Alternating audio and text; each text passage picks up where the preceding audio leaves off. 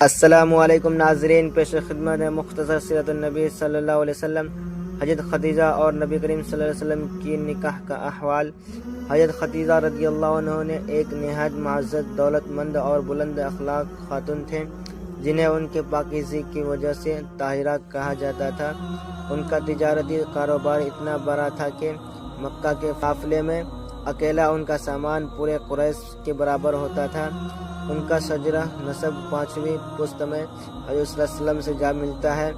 جب نبی کریم صلی اللہ علیہ وسلم کی عمر 25 سال ہوئی تو آپ صلی اللہ علیہ وسلم نے اپنی سچائی اور دیانت داری کی وجہ سے امین کے لقب سے مشہور ہو چکے تھے۔ حضرت خدیجہ رضی اللہ عنہ نے آپ صلی اللہ علیہ وسلم کی اسی شہرت کی بنا پر پیغام بھیجا کہ آپ صلی اللہ علیہ وسلم ان کا مال تجارت لے کر شام جائے اور عام لوگوں سے زیادہ معاوضہ لیں۔ آپ صلی اللہ علیہ وسلم نے یہ پیشکش قبول فرما کر بصری تشریف لے گئے۔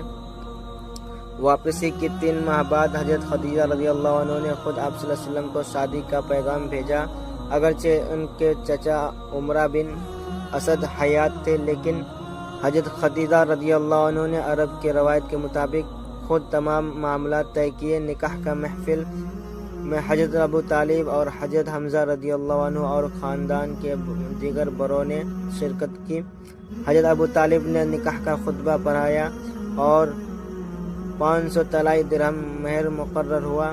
اس وقت حضور صلی اللہ علیہ وسلم کی عمر 25 سال اور حضرت خدیجہ رضی اللہ عنہ کی عمر 40 سال تھی۔ پھر ملتے ہیں اگلے نئے واقعہ کے ساتھ، تب کے لیے ویڈیو کو لائک کریں اور اگلے ویڈیو کے لیے چینل کو سبسکرائب کریں۔